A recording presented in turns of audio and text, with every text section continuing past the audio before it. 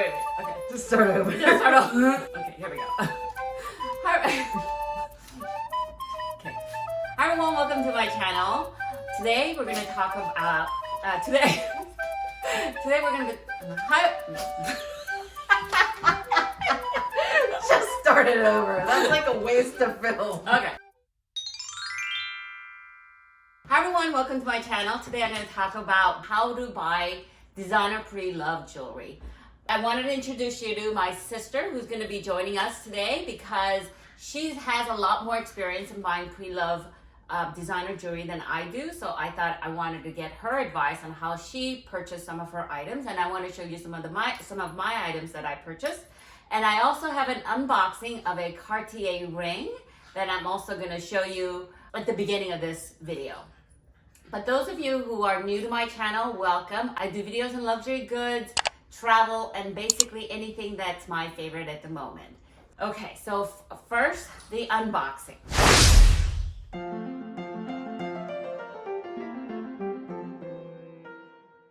Ah, fashion file. Ooh, okay, this is a Cartier 18 karat white gold and diamond 6.5 millimeter logo Cartier. Logo de Cartier ring. Certificate of authenticity, which is great, which makes me feel much better.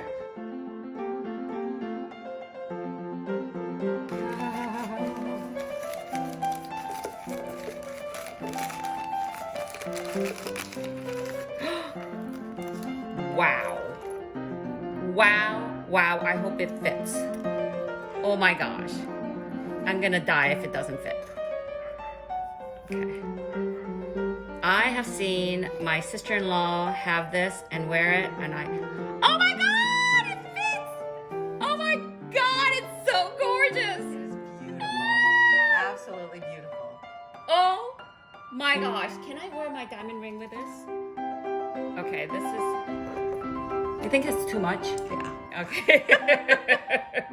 Oh my gosh. It's gorgeous. Okay, does my fingers look too fat? No. Oh my gosh, it looks brand new. That looks stunning. Ah! Look. Score! Let's talk about buying pre-loved designer jewelry. I've only bought two items that's pre-loved and that's designer. One is this ring that is a Tiffany silver ring with a little diamond. That I got this at a local consignment shop, and the other is the Cartier ring that you just saw unboxing. But my sister has bought several items. So I only recently got into buying luxury jewelry, pre-loved or otherwise, only probably in the last 2 or 3 years. Yeah. And it's only in the last year that I kind of went on the hunt for certain things that I really liked. And depending on the brand, you can get really great deals on the pre-loved market because some of these brands, as great as they are, really drop in price after you buy them at the retail store or at the boutique. Okay. So for example, Hermes jewelry, it's fine jewelry that I'm talking about, not the leather and other metals. Oh, I'm talking click clack or anything right, like that. Those are like more costume jewelry. Right. So they divide up Hermes jewelry into costume or fine jewelry, and I have not tried any of their costume jewelry at all. But I love fine jewelry, and I first found this punk medium bracelet. It's got, a couple of different styles of the chain, including the chandancre chain on one side. It's got a little tiny diamond on one side, and it's in rose gold, and it's part of their punk collection. So I really fell in love with this, and it retails at the Hermes boutique for $3,050, and then plus tax or whatever, wherever you are. And I was able to pick this up from a reseller for $1,300. That's an amazing deal. So, about less than a third of the price, or about that. And that included the shipping and everything. Was there a customs charge? No, this I bought from a U.S. reseller, actually, okay. based in Chicago. Okay. And I'll link that reseller below. And again, I'm not endorsing any of these resellers. You have to do your own research and make sure that you're buying an authentic item. But Right. And so I guess before I buy anything, I try to look as much as possible, do as much research as possible, and find as many examples of that item online so that I can really take a close look at the authentic versus the dupes that are out there. I also try to limit my interest in things that are not super common. Like, you know, we all know the Chandankra is really copied a lot. The Farandole is copied a lot. The, you know, from Hermes, the Love bracelet from Cartier. just includes Cartier. So there are some designs that are copied a ton, and then there are some designs that are not copied very much at all, or at all. So I just love this kind of punk style. So later on, I was really like thrilled when I saw that they had this medium ring in the punk collection that is the perfect match to this bracelet. And I got this from a different reseller, and this ring retails at the Hermes boutique for $2,550, and I got it for $1,400. Wow. That's an amazing deal. Like $1,100 cheaper. And then the other, like, so those are fine jewelry pieces. Of course, if you don't want a particular brand, you're going to be much better off getting fine jewelry made custom for you. Like, I got this bracelet made, and it was $1,300. I had the diamonds, some of the diamonds from another piece, but I mean, compare that with this itty bitty like speck of a diamond from Hermes. So you're paying for the designer name and the designer's style. Style, right. So, you know, think about this is $1,300 and this was $1,250. And it's got a lot more diamonds. Tons of diamonds and custom, so it's white gold. exactly what I wanted. I mean, these are real gold too. These are rose gold pieces, but you know, that's the comparison. You have to decide for yourself what you want more. Do you want a designed piece yourself, or do you want a designer piece that you might see on tons of other people? So what are some of the other items that you got from? So the other piece that I got are these are costume earrings. It says, what it's Jadior. Jadior, yeah. So it's part of that kind of tribal collection that they did, but you know, as I mentioned before, I try not to buy the pieces that get copied a ton.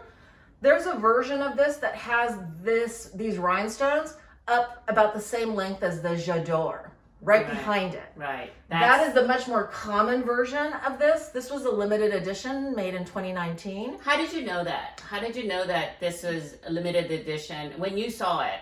I didn't know initially. When I saw it online, I was like, ooh, I really like that. I have long hair, so I like long dangly earrings. And I was really into, at the time, the front and back earrings. And so when I saw this available online on eBay, I did a ton of research. I was Googling like Dior, Jadior, dangle earrings, and just looking at images until I found like either the exact ones. I found two of the exact ones for resale. And then I saw the shorter version. The shorter version they still have at the store. So the shorter version of this right now at the store is about $530. The limited edition, this exact set of earrings, is available right now from a reputable reseller for $600. What did you buy it for? I got this for $140. How do you know that it's authentic given that they were willing to part with it for such a cheap price? So this reseller buys in lots and then takes out pieces and sells it. Oh, it buys a ton of it. Buys a big lot of it. How do you know that? So I only by communicating back and forth with the seller. Okay. And this is another seller that was in the US, and the thing that gave me a lot of confidence was that this is not a design that's copied. The shorter one is copied a ton. You can find it Right. from Chinese, sales places for like $50. You know that's a fake. Right, right. But this, and then when I received it, I could really tell the quality. Oh, okay. Right. So the other piece that I got, this one I got from a local consignment shop. And it's a very reputable local consignment shop. Yes. Right. And this is another Dior piece, a Christian Dior piece. It's a choker necklace that has a magnetized closure. So it just snaps together, and one side is pearl and the other side is rhinestone. And I just thought it matched so well with this. But I got this for $8. And I've seen the exact same necklace on eBay, so resellers, between $200 and $300. So this one, I remember when we got it because we were at the outlet of the consignment store, and it was like $8, and it's like, okay, if it's fake, Who cares? who cares? That's a fake price. Yeah, that was a fake price. I do want to mention that sometimes fake items are priced higher in order to appear genuine. And then she went and researched it afterwards, and it turned out to be authentic. Yeah, so you can see this exact necklace on sale on eBay between $200 and $300. And I like this one because you can turn it around and it can be pearl or it can be rhinestone, right? Depending on which direction it goes. So, so if you were to give advice on how to go about purchasing pre-loved jewelry, one, when you buy designer pre-loved jewelry, it is much cheaper. Jewelry is not an investment. No, none of these things are investments. Although, when you look at like Fashion File and stuff, like Just Clue and those The Love collection. and some of the very popular items, they're usually just slightly below retail or even above retail sometimes, but not that much off. And some of those prices, I look at it and I go, you know what, I might as well just get it new from the store. If you live close to any of those boutiques, it doesn't make any sense to me why you would buy from a reseller those particular brands and those particular collections from those brands. Right. Because you're not getting a discount, discount, if at all. Right.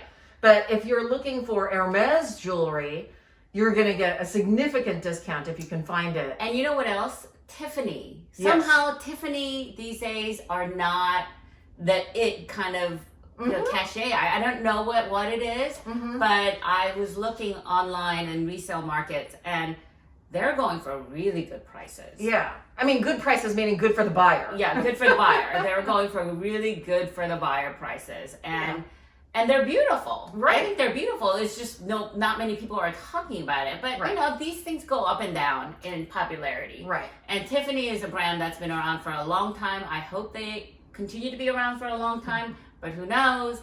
But if you love it, that's what you buy. I mean, and that's really the net of it all. I mean, I try to do as much research as I can. It's not foolproof. I try to buy from reputable resellers. When I look on eBay, I only will buy from sellers who have like 100% positive feedback. Or if it's negative feedback, it's someone whose comment I can tell like they're just a disgruntled buyer. Right. Which, there are going to be situations like that, especially for resellers who go through a lot of volume. Right.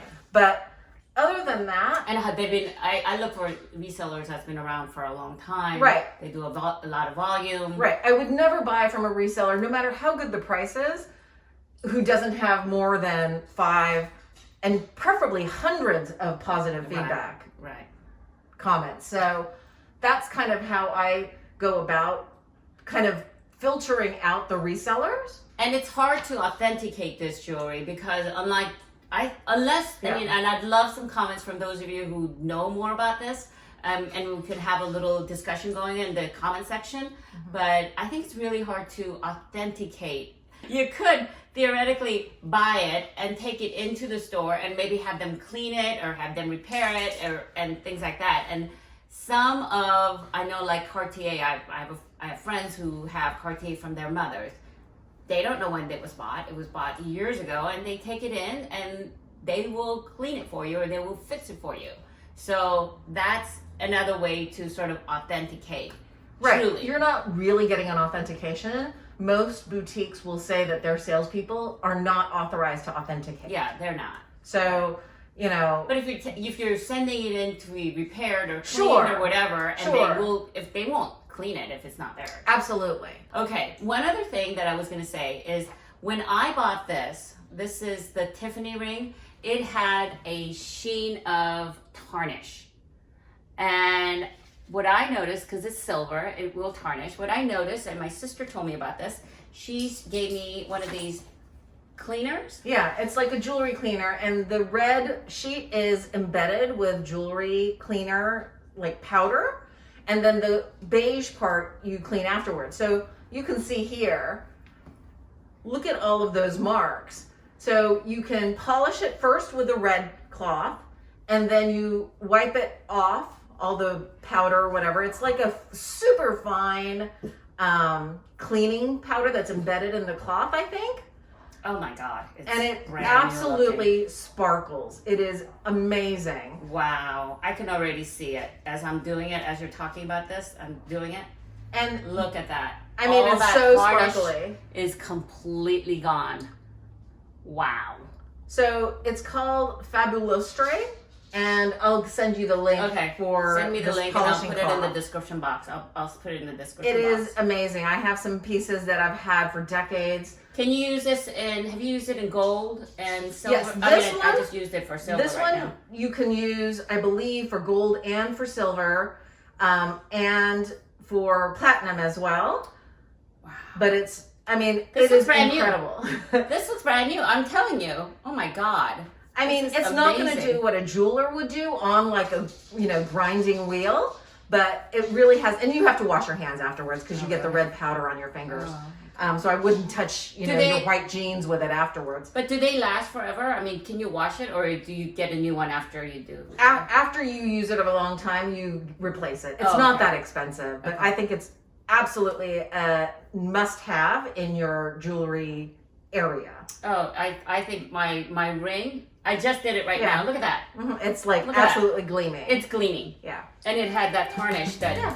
bluish, greenish tarnish before. Yeah. So anyway, I hope you liked this video, and if you liked it, please give this a thumbs up, click the bell notification so that you'll be notified anytime I upload more videos. Okay, bye.